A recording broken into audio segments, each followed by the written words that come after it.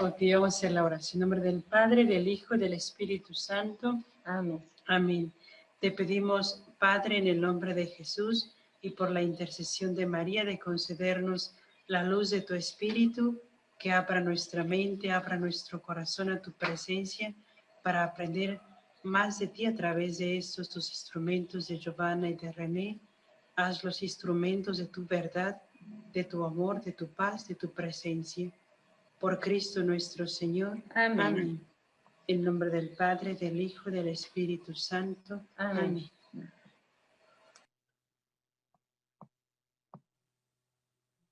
Bien, entonces voy a empezar a compartirles pantalla para pasar la presentación.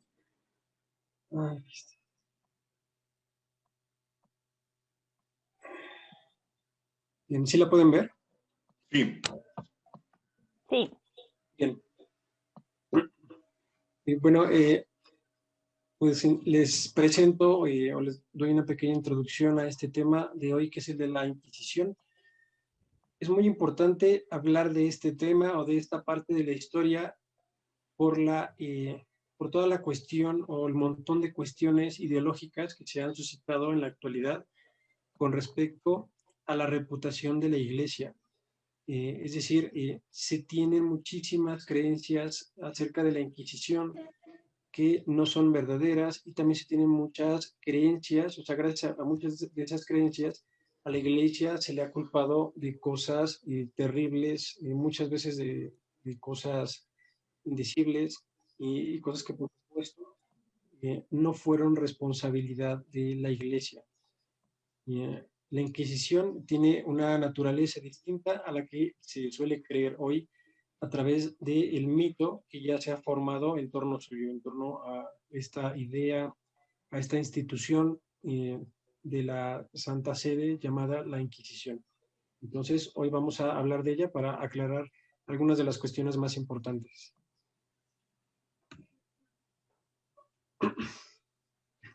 Y bien, pues justo vamos a comenzar hablando un poco de cuáles son las creencias erróneas que existen alrededor de la Inquisición.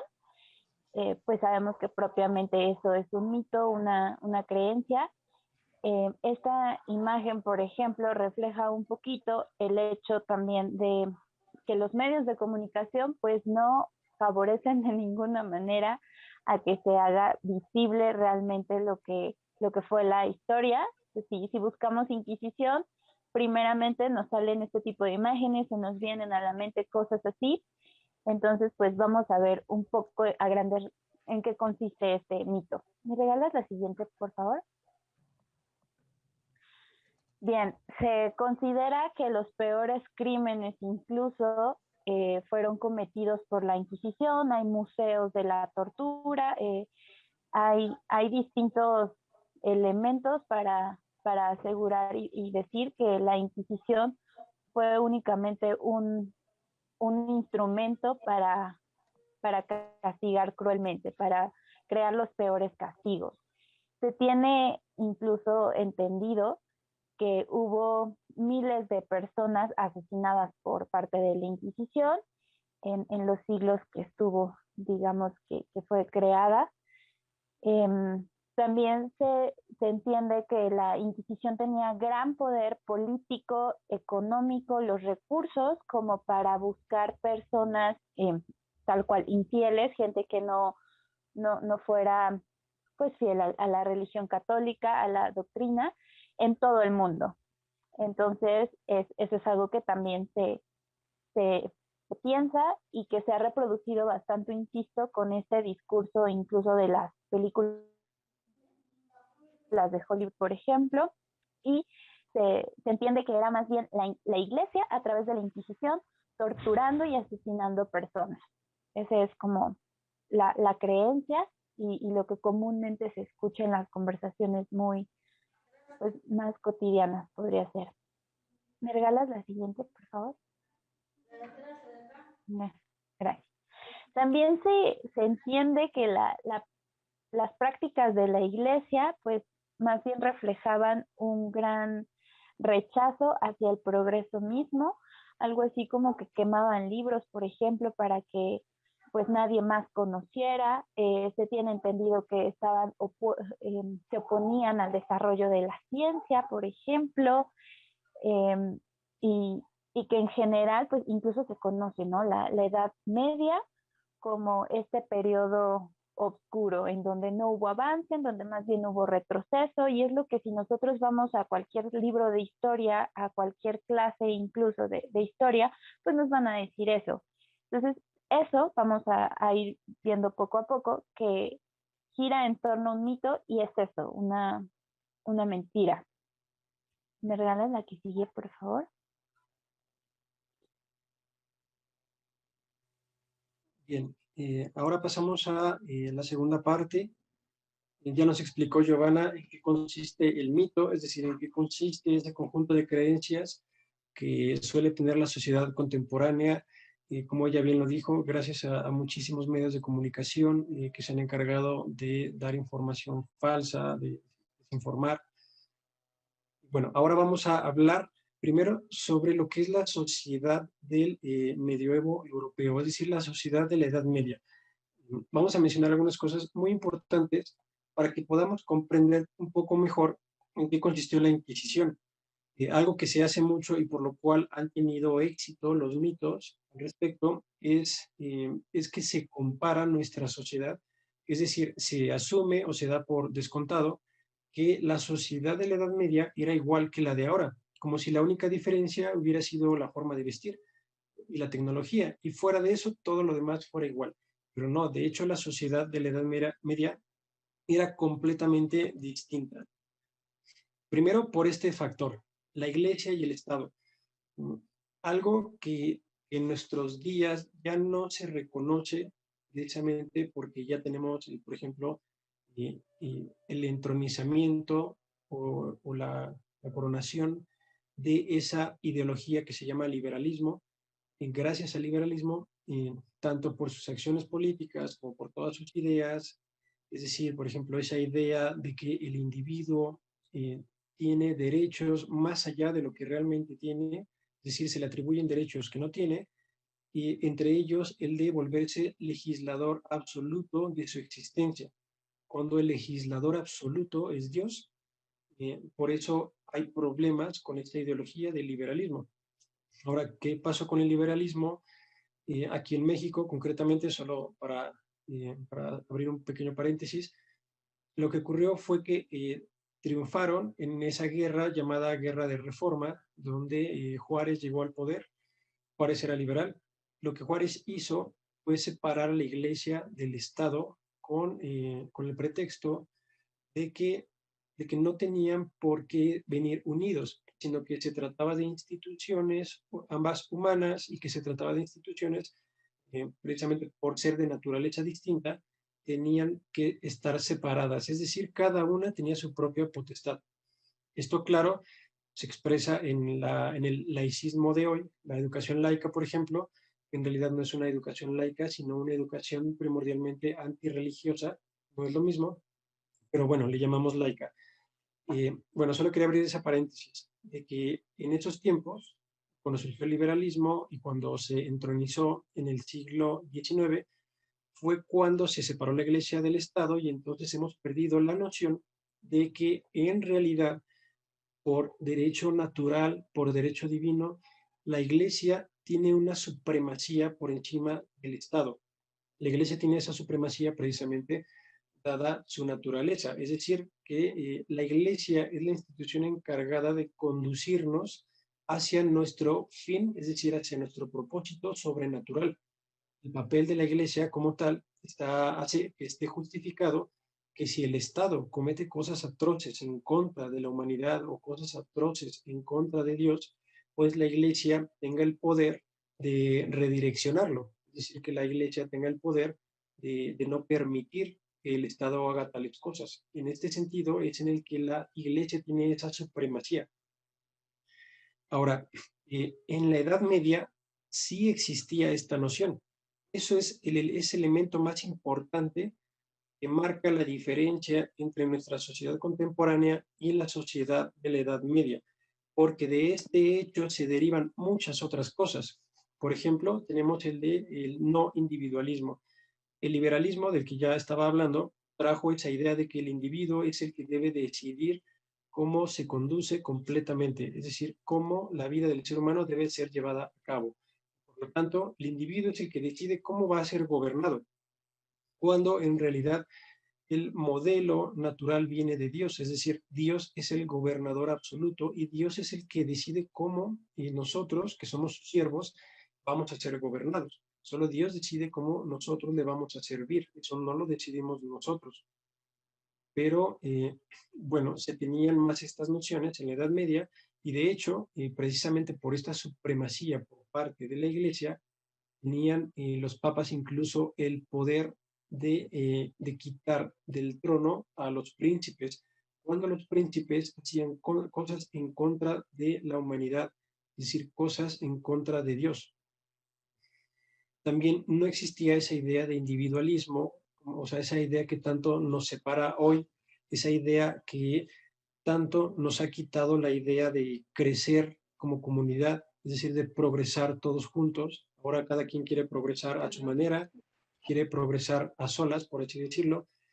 Eso no, dado que no había liberalismo en la Edad Media, pues tampoco había un sistema económico como el que tenemos hoy, llamado capitalismo. En el capitalismo está permitido hacer prácticamente cualquier actividad lucrativa, cualquier actividad de comercio, con tal de que el individuo, es decir, el capitalista, se enriquezca. Entonces, eso es lo que ha permitido, eso abrió una puerta para que los grandes acaudalados realicen muchas actividades que irían o que van en contra de lo que Dios quiere, de lo que Dios quiere para nosotros como su creación, que quiere para nosotros como un Padre amoroso, van en contra de eso. Y entonces por eso hay tantos abusos, tantas actividades que con tal, o en las cuales con tal de conseguir dinero, con tal de conseguir capital, con tal de conseguir riqueza, se está subordinando al ser humano, se le trata como si no fuera un ser humano. Bueno, pues esto no existía, es decir, como sistema no existía en la Edad Media. Claro, siempre ha habido hombres, pero... Okay. Listo.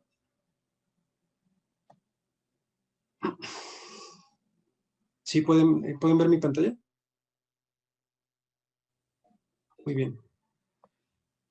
Bueno, estábamos hablando sobre la naturaleza de la sociedad en la Edad Media, la cultura en la Edad Media, que era principalmente una cultura guiada por Dios en el sentido de que todavía se tenía esa noción de la unidad entre la Iglesia y el Estado, o por lo menos entre el vínculo entre la Iglesia y el Estado, donde la Iglesia tiene la supremacía tratándose de cuestiones doctrinales, tratándose del propósito sobrenatural del ser humano. En ese sentido es que la Iglesia tiene una supremacía.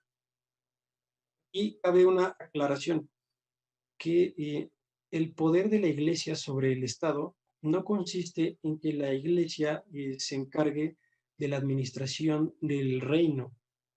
No es que la Iglesia esté gobernando, sino que tiene una supremacía en el sentido de que únicamente en cuestiones doctrinales, únicamente en cuestiones de la vida espiritual y religiosa, tiene la potestad de enderezar a los reyes, es decir, de prohibirles a los reyes llevar a cabo mandatos que vayan en contra de lo que Dios desea para nosotros como sus criaturas.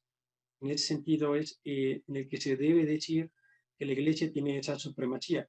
Cabe esta aclaración porque muchas veces también muchos han creído el mito de que lo que quiere la Iglesia es gobernar el mundo como si se tratara para empezar, de gobernantes. La Iglesia no consiste en gobernantes, y como si se tratara también de un gobernante déspota, es decir, de un gobernante autoritario que abusa del poder. Y bueno, estas ideas están muy alejadas de la realidad. Ahora, bien, para que se pueda entender también en qué consiste o en qué consistió la Inquisición, esa institución llamada la Inquisición, es muy importante entender que la herejía, es decir, dada la diferencia entre esa sociedad, la sociedad medieval y la sociedad contemporánea, hay una enorme diferencia también entre el papel de un hereje en aquellos tiempos y el papel de un hereje o de la herejía en estos tiempos. Como bien sabemos, La sociedad actual ya es una sociedad muy secularizada, es una sociedad donde existe o impera un gran relativismo religioso, es decir, cada quien puede llevar a cabo, practicar la religión que más se adecue a sus gustos o preferencias.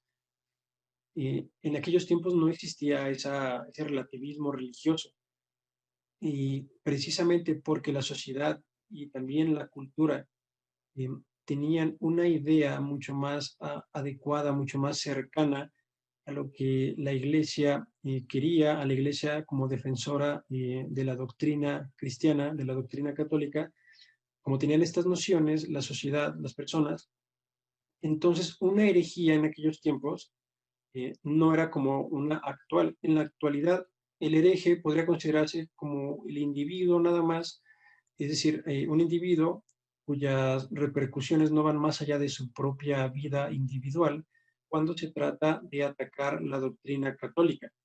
Pero un hereje en aquellos tiempos, dado que todos tenían, o por lo menos la mayoría tenía la noción de la existencia de Dios, tenía la noción de que existía una moralidad adecuada a los planes divinos, y gracias a eso, un hereje no solamente eh, implicaba una distorsión o un desvío en la vida de un individuo, es decir, en su propia vida, sino que además implicaba un desvío de las ovejas, porque las ovejas, es decir, los fieles, guían precisamente a aquello que mejor les pareciera o que les parecía que iba más de acuerdo con los planes divinos. Muchas veces se desviaban no obedeciendo a la iglesia en cuestiones doctrinales y entonces empezaban a cuestionar, empezaban a poner en tela de duda la veracidad de la doctrina y de la religión católica. Entonces, seguían creyendo en la existencia de Cristo, seguían viendo a Cristo como el Salvador, pero el resto de la doctrina, es decir, el resto de las enseñanzas de la iglesia, empezaban a distorsionar. Y claro, el peligro de la herejía también es que al distorsionar la enseñanza católica, se distorsiona también con ella la moralidad que le acompaña, distorsiona también el culto que le acompaña. Y distorsionar todo esto es una manera de rechazar los mandatos divinos, es una manera de rechazar los propios bienes que Dios quiere para nosotros. Claro, porque la religión también es eso, la religión es la manera en la que el ser humano adquiere o accede a los bienes que Dios tiene preparado para nosotros. Y pues, por supuesto, siendo Dios el creador, siendo Dios el monarca, el juez absoluto, él quien decide cómo se llevan estas cosas a cabo, es decir, cuál es la vía, cuál es el camino para que nosotros podamos alcanzarle. Entonces, este era el gran peligro de las herejías. No desviaban solo a unas cuantas personas, no solo a unos cuantos individuos, sino que desviaban gran parte del rebaño. Y claro, precisamente porque el Estado estaba vinculado a la iglesia, es decir, tenía esa idea de que el Estado estaba subordinado, es que los crímenes de hecho o los actos que eran considerados crímenes muchas veces coincidían con los pecados mortales. No había tanta diferencia. Esto es importante tenerlo en mente porque esta coincidencia, es decir, este influjo de crimen y pecado, es también uno de los elementos que cuando no se distinguen bien, cuando no se toman en cuenta, se puede caer en otra serie de mitos. Y entonces, cuando un acusado en aquellos tiempos era castigado por cometer un crimen, eh, gracias a que ese crimen coincidía con un pecado mortal, entonces el castigo se le achacaba, es decir, se creía que el verdugo o quien imponía el castigo no era el Estado, sino que era la iglesia. ¿Por qué? Porque estaba cometiendo un pecado. Pero claro, por eso es importante tener esto en mente. No se castigaba al criminal por haber pecado. No era la iglesia la que se encargaba de estar imponiendo penas al criminal, lo que era el Estado, pero porque el Estado estaba vinculado a la iglesia, es decir, era un Estado católico, por decirlo de esa manera, gracias a eso es que coincidía, es decir, las leyes estatales, el derecho, la jurisprudencia, coincidía en muchas cuestiones con lo que de hecho la Iglesia también defendía doctrinalmente. Pero esto no significa, de nuevo, que la Iglesia fuera la que imponía esos castigos a los criminales.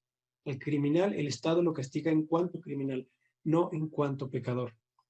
Y tratándose de pecado, pues, bueno, eso ya es otro asunto. No es el ser humano el que se encargue de castigar los pecados, sino que eso es algo cuyo juicio pues lleva a cabo Dios. Bien, aquí hay otro elemento que es importante considerar, el sistema judicial de aquellos tiempos.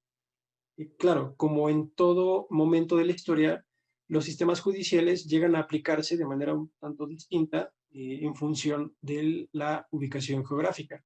Pero en resumidas cuentas era el mismo, era muy semejante la aplicación de las penas. Entonces, lo que se hacía en el sistema judicial, lo que era muy común, era que durante el proceso, es decir, en el proceso en el que se va a cotejar, en el que se va a juzgar si el acusado es culpable o no, pues consistía en una serie de pasos.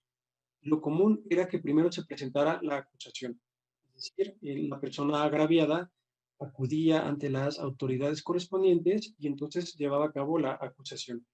Es decir, llevaba a cabo la delación, o sea, delataba al que cometía el agravio. Pero claro, no quedaba ahí, sino que había un segundo momento en donde al acusado, claro, no se le castigaba igual que ahorita solamente porque fuera acusado, sino que se le llamaba a comparecer. Se llamaba a comparecer al acusado, se llamaba a comparecer también a los testigos, y entonces es como se empezaba a llevar a cabo el proceso para discernir eh, si la persona acusada era en efecto culpable o simplemente se trataba de una especie de calumnia.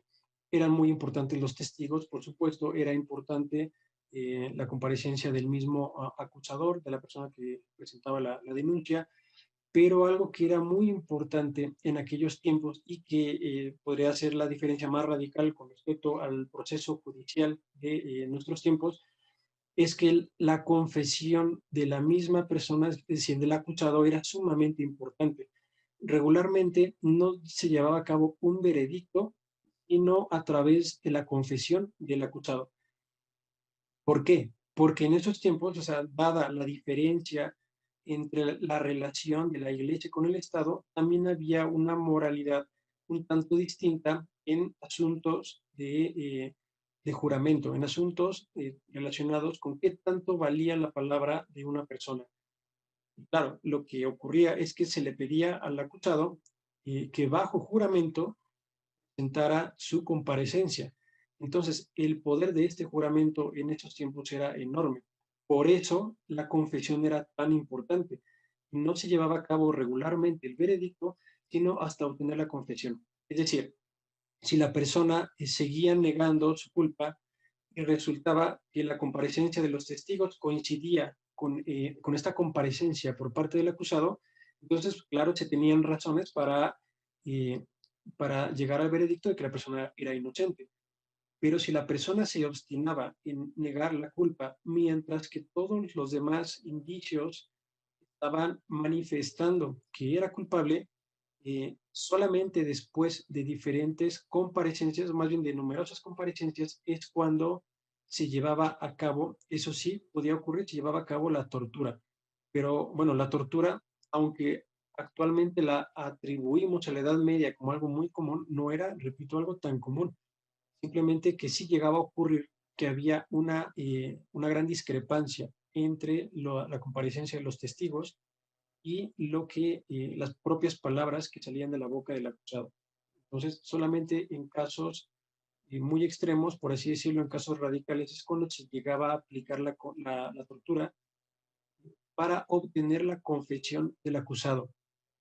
Pero no se llevaba a cabo, y esto es muy importante, no se llevaba a cabo la tortura para castigar al acusado. No era un medio para imponer penas, sino que era un medio para obtener la confesión. Una vez obtenida la confesión, ya se instauraron diferentes penas por ejemplo, la pena de muerte o la prisión. Pero no es que la tortura fuera el medio utilizado eh, para estar castigando a los acusados o a los encontrados como culpables. Claro, estamos hablando del sistema judicial. Y lo mencionamos porque en la Inquisición, en el proceso se llevó a cabo algo similar, no lo mismo, pero sí algo muy similar. Entonces pasamos ahora al surgimiento de la Inquisición como tal, es decir, el Santo Oficio. Bueno, aquí tenemos algunos datos históricos sobre sus orígenes. Primero tenemos, solo en orden de importancia, no en orden cronológico, en orden de importancia tenemos la situación ocurrida durante el pontificado del Papa Inocencio III. Cuando el Papa Inocencio III llegó a la silla de Pedro, es decir, llegó al papado, Europa ya vivía una situación muy difícil con una herejía a la que se le puso el nombre de albigenses. Los albigenses eran herejes, primero porque creían en Cristo, pero segundo porque negaban la doctrina católica. Entonces, aquí tenemos algunos de los ejemplos, o algunos de los puntos más bien, que fueron más distintivos de esta herejía y por lo cual era peligrosa, era especialmente peligrosa. Primero, para ellos Satanás era un dios. ¿Por qué era un dios? Porque ellos creían en una idea llamada maniqueísmo, que consiste en creer o en afirmar que existen dos poderes divinos que tienen igualdad en cuanto a poder, no igualdad en cuanto a bondad. ¿De qué se trata? De un Dios bueno que crea el alma, un Dios que es fuente de todos los bienes, pero que además de este Dios existe otro Dios, un Dios malo, que es la fuente de todo mal. Y como fuente de todo mal, este Dios malo, pues es el encargado de la creación del mundo, de la creación del cuerpo, es decir, de la creación de las cosas materiales, porque los albigenses creían que la materia era de algún modo la fuente del sufrimiento, la fuente del mal, precisamente porque somos un alma, si Dios nos crea, o sea, si el Dios bueno nos crea como un alma libre, entonces el Dios malo nos viene a encerrar en la materia, nos viene a poner dentro de este cuerpo limitado. Y es como los albigenses lo veían, es decir, esto ya se ve con claridad que no va de acuerdo con la doctrina católica que nos dice el ser humano, tal como es una creación de Dios. Es decir, Dios lo vio, Dios vio que era buena su creación y Dios nos puso en el cuerpo, es decir, nos puso en esta vida terrenal precisamente con un propósito bueno. No nos puso aquí con el propósito de encerrarnos o de quitarnos libertad. Otro punto de la creencia de los albigenses, que Jesús era un ángel. No creían en la divinidad de Jesús, es decir, no aceptaban, no admitían que Jesús era hijo de Dios Padre y que por tanto era de la misma naturaleza del Padre, sino que creían que Jesús era un ángel enviado de Dios. Y creían también, como ya mencioné, que el cuerpo, al ser una creación del Dios malo, es decir, de Satanás, pues entonces el cuerpo era malo. Y esto les llevaba también a no admitir el matrimonio, porque el matrimonio, que es la institución donde el ser humano se reproduce, donde el ser humano pues asegura el desarrollo de la especie, ellos no creían en eso y lo rechazaban porque creían, bueno, si el matrimonio va a reproducir al cuerpo, entonces es malo, porque el cuerpo mismo es malo. Y esto también llevaba a otras ideas, por ejemplo, al siguiente punto, que es el de la promoción del suicidio. Los albigenses también fomentaban o promovían la comisión del suicidio. Porque, de nuevo, si el cuerpo es una fuente de mal, si el cuerpo es una fuente de esclavitud, se sigue que el suicidio, es decir, la muerte, va a ser una especie de liberación. Y de ahí que los albigenses fueran tan importantes, es decir, fue una herejía tan importante y tan peligrosa contra la que estuvo luchando el Papa Inocencio III, que impulsó de hecho una cruzada en contra de esta herejía. Eran peligrosos porque ellos no solamente estaban desviando a los fieles con estas ideas, sino que además, o sea, además de esto, estaban transformando las relaciones sociales mismas y también al mismo tiempo querían desprestigiar a la iglesia y querían incluso sustituirla. Es decir, una iglesia, una especie de iglesia universal, vigense, herética, en lugar de la iglesia verdadera universal, la iglesia católica. Entonces, en orden de importancia, ese es uno de los orígenes de la Inquisición, pero no fue lo primero que ocurrió. Esto ocurrió más o menos en el pontificado del Papa Inocencio III, entre 1198 y 1216, pero antes ya había ocurrido una situación no tan grave, pero sí semejante, donde se tuvo que lidiar contra las herejías, y fue cuando el Papa Lucio III instauró un sistema que era el que más adelante tomó como modelo la Inquisición, el Santo Oficio. Es decir, lo que se instauró aquí fue un sistema de vigilancia para hallar herejía, es decir, para de alguna manera ir gestionando la herejía en función de los lugares. Cuando hablamos de este sistema de vigilancia no estamos diciendo nada sobre que se llevó a cabo una imposición represiva que iba a todo lugar. No ocurría esto, simplemente se trataba de que se ponía a cargo de la investigación al inquisidor y el inquisidor acudía a las poblaciones, generalmente las ciudades más importantes, acudía simplemente ahí en busca de cristianos para averiguar si entre los cristianos estaba difundiendo alguna clase de herejía. Pero todavía no era un sistema como tal, no era un método oficial, pero el modelo fue instaurado en ese momento como preventivo por el Papa Lucio III. Y bueno, esos fueron los orígenes.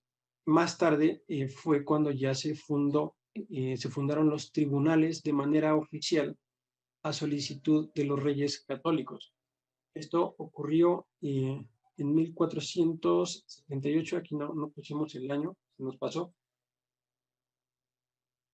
pero bueno, ocurrió en 1478 a petición o a solicitud de los reyes católicos que estaban enfrentando en aquel momento pues muchos casos peligrosos y numerosos de herejía en España.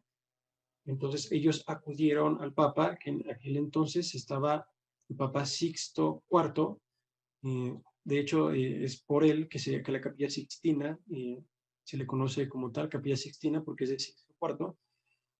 Y bueno, este Papa lo que hizo fue apoyar a los reyes católicos, pero ya instaurando de manera oficial, ya con el Santo Oficio, instaurando los tribunales de la Santa Inquisición, es decir, de aquella institución eclesial encargada de hacer averiguaciones relacionadas con la herejía.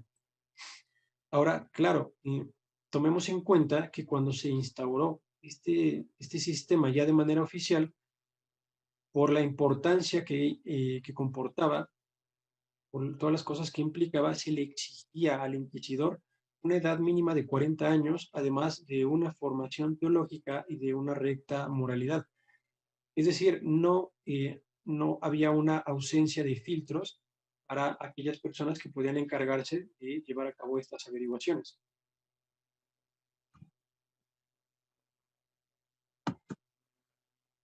Y ahora el proceso. Ya habíamos hablado de cómo era el proceso judicial en general en aquellos tiempos. Bueno, pues la Inquisición tomó también como modelo ese proceso judicial. Es decir, también había un acusado, también había una comparecencia de testigos y también había un veredicto. Ahora, ocurría que, bueno, de esto también ha habido muchas confusiones. Se ha creído que la jurisdicción de los inquisidores, es decir, la jurisdicción de la Inquisición, abarca muchísimos territorios y abarca países enteros, y que no solo abarca países enteros, sino que es aplicado a cualquier persona que no esté de acuerdo con la doctrina católica. Esto no era cierto. Lo que ocurría es que la jurisdicción únicamente se centraba en los cristianos. Claro, porque no puede haber una herejía si no estamos hablando de un cristiano. Por ejemplo, se cree que en la Inquisición se buscaban o se perseguían judíos o se perseguían musulmanes. Ellos no estaban dentro de la jurisdicción del inquisidor, precisamente porque ellos no eran cristianos. No había posibilidad de herejía ahí, porque pertenecían a otra religión, simplemente por eso. Entonces, aquí había mucha similitud con el sistema judicial ya establecido en cuanto a la confesión. Era muy importante que la persona confesara ya sea su inocencia o su culpa. Y bueno, otra cosa que ocurría es que si llegaban al veredicto de que el acusado sí era culpable, se le imponía una pena, pero la pena no se la imponía la iglesia, de que los inquisidores venían por parte de la iglesia, no eran ellos quienes imponían la pena. La pena, de nuevo, se le delegaba al Estado. Bueno, vamos a la siguiente parte. Y bien, pues justo ya mencionó René varios datos de los cuales podemos concluir que si bien era fácil como confundirse, la realidad es que se inició una campaña de desprestigio contra la Iglesia Católica a partir del siglo XVI con el surgimiento del protestantismo. Entonces, es importante señalar esto porque justo como lo mencionamos al principio, pues vamos a ir develando cada uno de estas mentiras. ¿Me regalas la siguiente diapositiva, por favor? Como les comentaba, el protestantismo tuvo su lugar en esta campaña de odio hacia la iglesia. Fue Casiodoro de Reina quien inició escribiendo cosas sobre la Inquisición. Incluso se le conoce como la historia negra a toda esta parte en la que exageran los datos, en la que adjudican a la iglesia cuestiones que realmente no le correspondían, como lo sería esta jurisdicción, como ya lo mencionó René. Pues la iglesia no tenía los recursos para hacer estas campañas que nos hacen creer en las películas ese es un punto. La otra cuestión también es que, pues por lógica, si únicamente un hereje puede ser alguien que se hace llamar cristiano, que cree en Cristo, pues lógicamente no va a tener como tanto alcance como para perseguir a cualquier persona de la que se sospeche que practica brujería, por ejemplo. Incluso por el contrario, pues quien realmente ejecutaba, ya lo mencionó René, era el Estado. Entonces, bueno, por otra parte, hay que tomar en cuenta también la moralidad cristiana del inquisidor, que es lo que nos explicaba René respecto a todos los requisitos que cada uno de ellos debía tener.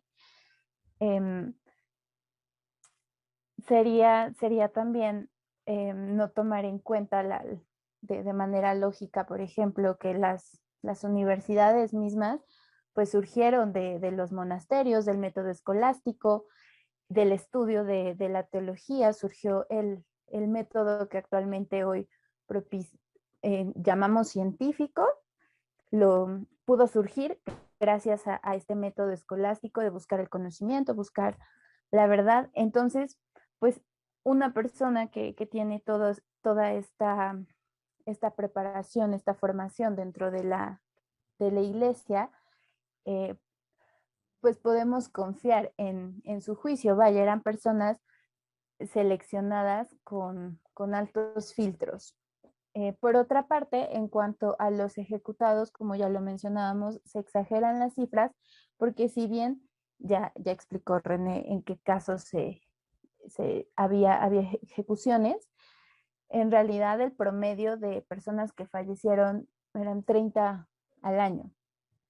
Y pues habría que tomar también bastantes cosas en cuenta al respecto. Por ejemplo, el tiempo de vida, el promedio de vida en esos años, las enfermedades que había. Es decir, hay que ampliar el panorama en esa cuestión respecto a Perdón, la Giovanna, que ejecución. te interrumpa. Sí, hay otra cosa que me parece que no mencioné sobre el proceso. Cuando se encontraba culpable a un hereje, no se le imponía, es decir, no le pasaba a la iglesia, no le delegaba la imposición de una pena al Estado, sino que cuando se encontraba culpable el hereje, lo único a lo que sí se hacía acreedor en esa primera instancia, en ese primer juicio, era a una especie de llamado de atención. Es decir, platicaban con él, se le invitaba a dejar a un lado la herejía, se le explicaba por qué, se le hablaba de los peligros, de lo que estaba haciendo. Es decir, se le hacía un llamado de conciencia, no se le castigaba. Únicamente había una imposición de pena cuando el hereje se obstinaba, aún después de todo eso, y me parece que no era en la segunda vez, sino que me parece que era en la tercera. De esto no estoy muy seguro, pero no era en la primera. Cuando se obstinaba el hereje, era cuando ya la iglesia se encargaba de delegar la imposición de una pena al Estado, porque ya estaban lidiando o tratando con una persona que había manifestado con mucha claridad no querer dejar a un lado la herejía, es decir, no querer dejar a un lado eso que ponía en peligro a la cultura y a la sociedad. Y bueno, de alguna manera también ponía en peligro eh, la salvación de almas, porque al desviar a personas de la doctrina verdadera, pues con eso las arrastraban también a cometer diferentes pecados, con la idea de que esos pecados no eran malos, con la idea de que ni siquiera se trataba de pecados. Súper, Ya, gracias, gracias. Bueno, por último, para concluir lo que dijo René en esta diapositiva, también voy a agregar que en cuanto a la moralidad del inquisidor, lógicamente, pues la iglesia no iba a seleccionar a alguien que mostrara signos de psicópata, por ejemplo, que le gustara torturar. Eso sería pues absurdo, entendiendo precisamente el contexto de lo exigentes que siempre han sido en la iglesia para todas las cuestiones doctrinales, por ejemplo. Entonces, más bien lo que el inquisidor buscaba era salvar almas, ese era su objetivo. Entonces, estaríamos pues cayendo en un error si compramos esa idea de que efectivamente la Inquisición existió para torturar y que ese era su objetivo. Más bien hay que comprender justamente que para las personas a quienes se les daba este cargo, su objetivo era salvar almas, no condenar herejes. ¿Me regalas la siguiente diapositiva, por favor? Y bueno, eh, hasta la actualidad se conoce, por ejemplo, en los separos, que la gente que llega a dormir en la calle, pues a veces hace cosas para que la lleven a los separos, porque en los separos les dan de desayunar, los tratan bien. Bueno, pues es un poco similar el ejemplo acá, porque justo la Inquisición, al ser piadosa, había gente que en realidad sin ser hereje, pues quería digamos, ser recibida por esta institución. Entonces, ahí también es un punto importante.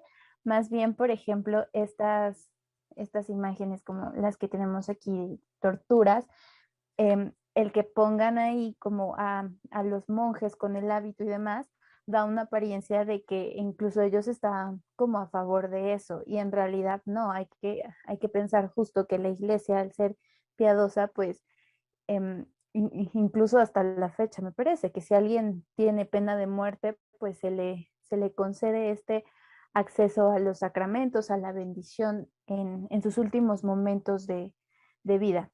Y en de hecho, realidad se sabe, precisamente por lo que menciona Giovanna sobre el carácter piadoso de esa institución que era la Inquisición, se sabe de varios casos de prisioneros del Estado, que blasfemaban a propósito, no porque fueran herejes, como decía Giovanna, sino porque sabían que si ellos eran entregados a la Inquisición bajo la acusación de herejes, iban a recibir un trato mejor del que estaban recibiendo en las prisiones. De nuevo, no porque ellos fueran herejes, sino porque sabiendo que al ser acusados como herejes, iban a ser reportados de alguna manera a la Inquisición, que era más piadosa que las cárceles de aquellos tiempos. bien, gracias.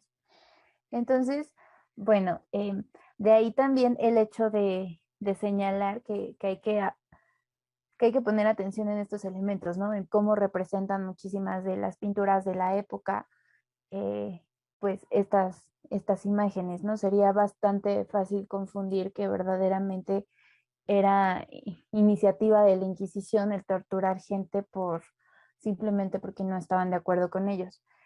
Entonces, esto tiene que ver con la imagen que tenemos acá. No hay herejía sin cristiano, lo que ya mencionábamos. eh, Únicamente se buscaba y se atendía específicamente a aquellos que estuvieran cometiendo un error tan, pues sí, que distorsionara la doctrina cristiana. Entonces, pues por lógica no era como ir por la vida buscando a quien decía algo incorrecto para Como los castigarlo. judíos, por ejemplo. Exacto, ese es Como decíamos, no otro. buscaban judíos, no perseguían judíos, no perseguían ateos, no perseguían musulmanes, sino que únicamente se encargaban de ir a hacer las averiguaciones en la comunidad cristiana. Em, Justo esos son varios de los mitos y pues son datos importantes que hay que saber pues para analizar la historia. Por último, como ya mencionó René respecto a la piedad que mostraba la Inquisición, cuando realmente hubo torturas y, y cuestiones así de crueles, no eran por parte de la iglesia. Entonces, pues para concluir, hay que analizar un poco justo que aquí en todo caso se estarían enfrentando, digamos, dos instituciones, pensando en que si vamos a un libro de historia, la parte dominante pues nos va a decir, sí, la Edad Media, la Inquisición, la Iglesia, un periodo oscuro. Sin embargo, hay que pensar en que sí hay ciertos intereses ahí y estos intereses pues es el Estado mismo. A quien no le convendría que se sepa lo que realmente hacían y achacarle esas situaciones a alguien más históricamente, pues al Estado.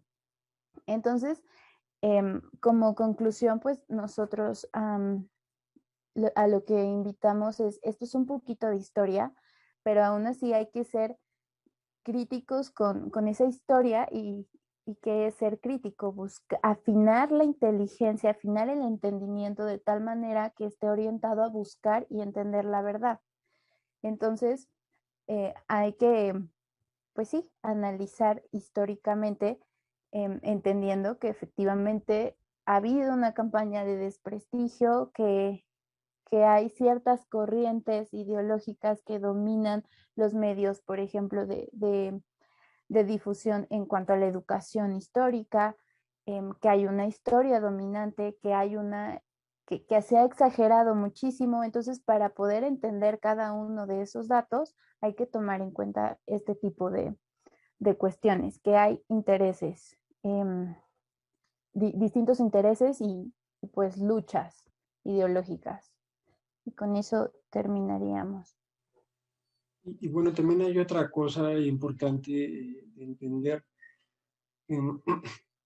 La Inquisición ha sido principalmente hecho una campaña de desprestigio contra la Iglesia, una campaña en donde se han exagerado muchas cosas, como la impiedad en las torturas, o las torturas como un mecanismo de imposición de castigos, o la impiedad por parte de los inquisidores, es decir, como si el inquisidor tuviera la intención de buscar gente para castigar o para torturar.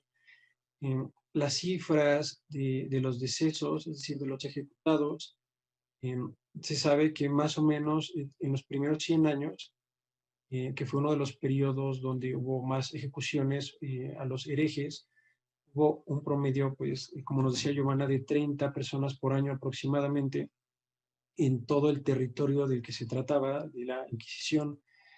Y bueno, lo que mencionaba Giovanna sobre ser crítico, sobre buscar la verdad, afinar la inteligencia para buscar la verdad, aquí aplicaría haciendo comparaciones, es decir, comparaciones la cantidad de personas ejecutadas. No podemos comparar la cantidad de personas ejecutadas por la Inquisición con la cantidad de personas ejecutadas en otros periodos a los que se les ha llamado incluso periodos opuestos al oscurantismo, periodos de iluminación, de ilustración. Por ejemplo, después de la Revolución Francesa hubo una enorme cantidad de decapitados, hubo una especie de aceleración en el ritmo en el que llevaban a cabo ejecuciones que no solo eran llevadas a cabo por el Estado, sino que además de eso había juicios muy arbitrarios. Muchas veces la ejecución se imponía simplemente por la trivialidad de que quien imponía esa pena no, ahí sí, no condescendía con las ideas políticas del ejecutado únicamente por esa razón. Entonces, cuando hacemos estas comparaciones, o por ejemplo, también muchas ejecuciones que hubo en países que sí habían caído energía por parte de los mismos herejes. Estamos hablando del protestantismo, países donde los príncipes eran protestantes por convenir a sus intereses, eran países donde las ejecuciones de cristianos o las ejecuciones de enemigos políticos llegó a ser mucho mayor de lo que se le atribuye a la Inquisición, que fue una institución por parte de la Iglesia Católica. Entonces, pues es muy necesario, es muy importante tener en mente estos datos por la cuestión de que la Iglesia ha sufrido y sigue sufriendo de muchísimas campañas de descrédito, de desprestigio, campañas que tienen la intención de convocar a los fieles a apartarse de la Iglesia.